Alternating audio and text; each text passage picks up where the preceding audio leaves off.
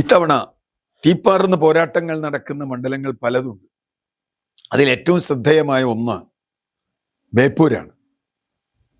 ബേപ്പൂർ ശ്രദ്ധേയമാകുന്നത് വളരെ പ്രധാനപ്പെട്ട ഒരു സംഭവമാണ്. അപ്പോൾ ബേപ്പൂർ എല്ലാ കാലത്തും CPM-ന്റെ LDF-ന്റെ ഉറച്ച കോട്ടയാണ്. ബേപ്പൂർ കോട്ട എല്ലാ കാലത്തും അവർ വലിയ ഭൂരിപക്ഷത്തിൽ അവിടെ ജയിച്ചിട്ടുണ്ട്.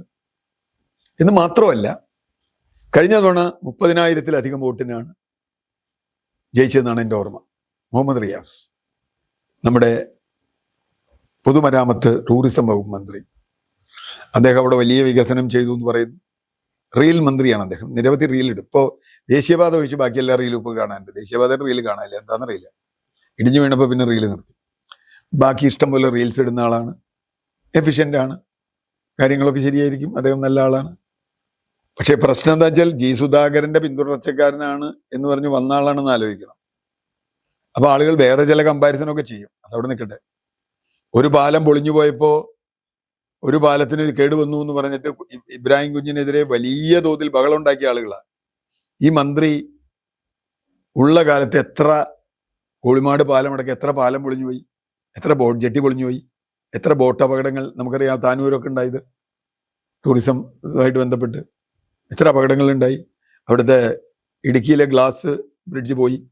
ഞാൻ പറഞ്ഞത് ഇദ്ദേഹത്തിൻ്റെ കാലത്തും ഒരുപാട് സാധനങ്ങൾ തകർച്ചയുണ്ടായിട്ട് മന്ത്രി തകർത്തു എന്ന് ഞാൻ പറയുന്നില്ല.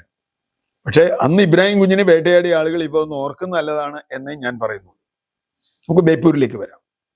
അപ്പോൾ സ്വാഭാവികമായും മുഹമ്മദ് റിയാസിനെ സംബന്ധിച്ചിടത്തോളം ബേപ്പൂർ സേഫാണ്. പിന്നെ അദ്ദേഹത്തിൻ്റെ വികസനവും അതിൻ്റെ പാർട്ടി അടിത്തറ ഉള്ള ഒരു മണ്ഡലമാണ്. പക്ഷെ അവിടെ പ്രതിസന്ധിയാവുന്നത് വേറെ 2-3 കാര്യങ്ങളാണ്. ഒന്നാമത്തെ പ്രതിസന്ധി അൻവറാണ്, PV അൻവറാണ് അവിടുത്തെ സ്ഥാനാർത്ഥി എന്നുള്ളത്. ആദ്യമേ പറയാം, ഞാൻ അൻവറിൻ്റെ ഒരു ആരാധകനേ അല്ല. അൻവറുമായി പല സ്ഥലത്ത് നേരിട്ട് ഏറ്റുമുട്ടിയിട്ടുള്ള ആളാണ്. അദ്ദേഹത്തിൻ്റെ തടയണയുമായി ബന്ധപ്പെട്ട വിഷയത്തിലൊക്കെ. അതുകൊണ്ട് അദ്ദേഹം അതൊക്കെ വിട്ടു. അദ്ദേഹം പിണറായിസത്തിനും മരുമോനിസത്തിനും അദ്ദേഹത്തിൻ്റെ വാക്കുകളാണ് എതിരായി ഞാൻ ധീരമായ പോരാട്ടത്തിന് വരികയാണ്. ഇപ്പം അദ്ദേഹത്തിന് കിട്ടിയിട്ടുള്ളത് ഗ്യാസ് കുറ്റി എന്നാണ്. ഇപ്പോഴത്തെ കാലത്ത് ഗ്യാസ് കുറ്റിക്ക് നല്ല ഗുണമാണ്. കാരണം ഗ്യാസ് കുറ്റി ആളുകൾക്ക് ഏറ്റവും പ്രിയപ്പെട്ട സാധനം ഗ്യാസ് കുറ്റിയായ ഒരു യുദ്ധകാലത്ത് നമ്മൾ നിൽക്കണേ. ഏതായാലും ഗ്യാസ് കുറ്റി ചിഹ്നത്തിൽ PV അൻവർ ബേപ്പൂരിൽ വരുമ്പോൾ PV അൻവറിനെ ഭയക്കണം. കാരണം ഉറച്ച കോൺഗ്രസ് കോട്ടയിൽ നിലമ്പൂരിൽ ശക്തമായ വെല്ലുവിളി ഉയർത്തി 2 പ്രാവശ്യം നിലമ്പൂരിൽ നിന്ന് ജയിച്ച ആളാണ് PV അൻവർ. UDF-ൻ്റെ ഒരു മണ്ഡലമായിരുന്നു. കുടിയേറ്റ കർഷകരുണ്ട്, ഇവരൊക്കെ UDF-ൻ്റെ വോട്ട് ബാങ്കാണ്. ലീഗിന് നല്ല വോട്ടുള്ള സ്ഥലമാണ്. ആര്യാടൻ മുഹമ്മദ് ഈസിയായിട്ട് ജയിച്ചു വന്നിട്ടുള്ള സ്ഥലമാണ്. എനിക്ക് തോന്നുന്നു 82-ലാണ് ആര്യാടൻ മുഹമ്മദ് തോറ്റുപോയൊരു ഇലക്ഷൻ. ബാക്കിയൊന്നും തോറ്റിട്ടില്ല. ആ മണ്ഡലത്തിൽ അദ്ദേഹം അട്ടിമറി ജയം വിജ ആളാണ്. ആളുകളുമായിട്ട് ബന്ധപ്പെടാൻ വളരെ അനുഭവമുള്ള ഒരാളാണ്. കൂടാതെ മുഖ്യമന്ത്രി അടക്കമുള്ള ആളുകൾ, മുഖ്യമന്ത്രിയുടെ കുടുംബം, മുഖ്യമന്ത്രി തന്നെ ഈ പറഞ്ഞതുപോലെ തൃശ്ശൂർ പൂരം കലക്കട അടക്കമുള്ള പല കാര്യങ്ങളിലും ഹിന്ദു വർഗീയവാദവുമായി സന്ധി ചെയ്തിട്ടുണ്ട് എന്ന ഡീലൊക്കെ ഇപ്പോഴല്ലേ വരുന്നത്. മുഖ്യമന്ത്രിക്ക് ആ ഡീല് പണ്ടേ ഉണ്ട് എന്ന് പലതരത്തിൽ ആരോപണം ഉന്നയിച്ചിട്ടുള്ള ആളാണ് അൻവർ. നമ്മൾ മനസ്സിലാക്കേണ്ടത് വലിയ തോതിൽ ഇസ്ലാം വോട്ടുള്ള ഒരു മണ്ഡലമാണ് ബേപ്പൂർ എന്ന് മാത്രമല്ല, മാറാട് കലാപം നടന്ന മണ്ഡലവുമാണ്. അപ്പോൾ വലിയ തോതിലുള്ള ഒരു വർഗീയ ധ്രുവീകരണം നടന്നിട്ടുള്ള ഒരു മണ്ഡലമാണ്. പ്രത്യേകിച്ചും ധീവരരായിട്ടുള്ള ആളുകൾ, ആർത്ഥത്തിലുള്ള ആളുകൾ ഒക്കെയുള്ള മണ്ഡലമാണ്. BJP-ക്കും സാമാന്യം തെറ്റില്ലാത്ത കുറേ വോട്ട് അവർ ഈ മാറാട് കലാപവും അതുപോലെയുള്ള സംഗതിയായിട്ട് ബന്ധപ്പെടുത്തി ഉണ്ടാക്കിയിട്ടുണ്ട്. അവിടെയാണ് അൻവർ വരുമ്പോൾ എങ്ങനെയായിരിക്കും അവിടുത്തെ വോട്ടർമാർ പ്രതികരിക്കുക? CPM-ൽ അൻവറിനെതിരായ ഒരു ഗ്യാങ് പ്രവർത്തിക്കുന്നു എന്നൊരു വാർത്തയുണ്ട്. നമുക്കത് സ്ഥിരീകരിക്കാൻ പറ്റും. CPM-ലെ കാര്യം കൊണ്ട് വോട്ട് കഴിഞ്ഞിട്ടേ പറയാൻ പറ്റും. അടിവാരൽ കാലുവാരൽ. അതിനൊരു പ്രധാന കാര്യം പറയുന്നത് ഷംസീറിന്, ബാക്കി എല്ലാവർക്കും 3-ാം ഊഴം കൊടുത്തപ്പോൾ ഷംസീറിന് കൊടുത്തില്ല എന്നുള്ളത്. പിണറായി വിജയന് 3-ാം ഊഴം 4-ാം ഊഴം ഒക്കെ ആവാം, ബാക്കി എല്ലാവർക്കും ആവാം. VS ജോയിക്കാവാം, മറ്റ് നിരവധി പേർക്കാവാം. ഷംസീറിന് കൊടുത്തില്ല. അത് ചെറിയൊരു പ്രശ്നമായി അവിടെ നിൽക്കുന്നുണ്ട്.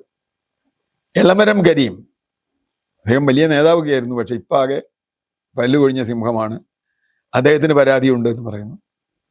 കോഴിക്കോട്ടെ A. പ്രദീപ് കുമാർ മുഖ്യമന്ത്രിയുടെ പൊളിറ്റിക്കൽ സെക്രട്ടറിയായി ഇപ്പോൾ തിരിച്ചുപോയി. അതുപോലെയുള്ള ആളുകൾക്ക് ഷംസീർ ഇങ്ങനെ കോഴിക്കോട് പൊങ്ങി വരുന്നതിൽ വലിയ വിരോധമുണ്ടെന്ന് പറയുന്നു. വളരെ വലിയ വളർച്ചയാണല്ലോ ഷംസീറിനുണ്ടായത്. അതിന് കാരണം മുഖ്യമന്ത്രിയുടെ മരുമകനാണ് എന്നുള്ളതാണ് റിയാസിനുണ്ടായത്.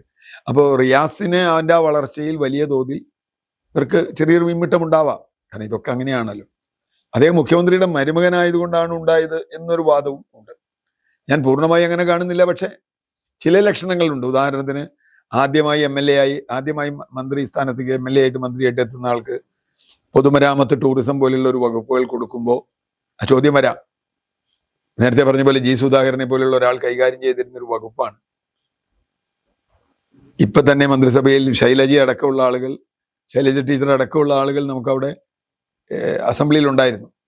അവർക്കൊന്നും മന്ത്രിസ്ഥാനം കൊടുക്കാതെ ഇങ്ങനെ ഒരാൾക്ക് കൊടുത്തതിനെ പറ്റി, ശൈലജ ടീച്ചറെ വടകര നിർത്തിയതിനെ പറ്റി, ഇപ്പോൾ ശൈലജ ടീച്ചറെ പേരാവർക്ക് വിട്ടതിനെ പറ്റി ഒക്കെ ഉള്ള തർക്കങ്ങൾ ഉണ്ട്. ഇതൊക്കെ CPM വോട്ട് ബേസിനെ എങ്ങനെ ബാധിക്കും എന്ന് ചോദിച്ചാൽ അറിയില്ല.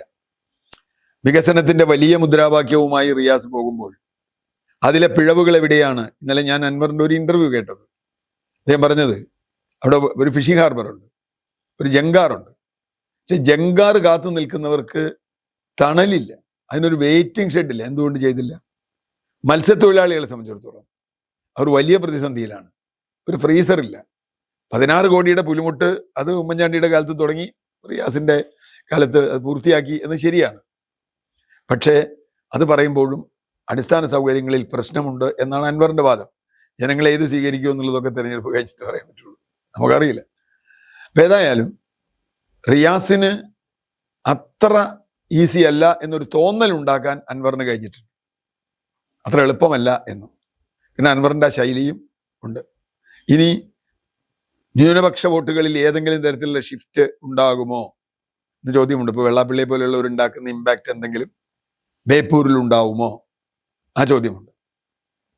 ഈ പറഞ്ഞ പോലെ CPMന്റെ ഹിന്ദു വോട്ട് ബേസിൽ ഏത് തരത്തിലുള്ള ഇമ്പാക്റ്റ് ഉണ്ടാക്കാൻ BJPക്ക് കഴിയും? അതോ BJP സോഫ്റ്റ് കോർണർ എടുക്കുമോ റിയാസിനോട്? കാരണം അൻവറാണ് അവരുടെ പ്രധാന ശത്രുവായി വരാൻ സാധ്യതയുള്ളത്. UDF ആണ്, അൻവറുമാണ്. അങ്ങനെ എടുക്കുമോ? ഇങ്ങനെ പലതരം ഇക്വേഷൻ നമുക്ക് അവിടെ കാണാൻ കഴിയും. ഏതായാലും വോട്ടെണ്ണി കഴിയുമ്പോൾ എളുപ്പമായിരുന്നു, ബുദ്ധിമുട്ടായിരുന്നു എന്നുള്ളത് നമുക്ക് അറിയാൻ പറ്റും.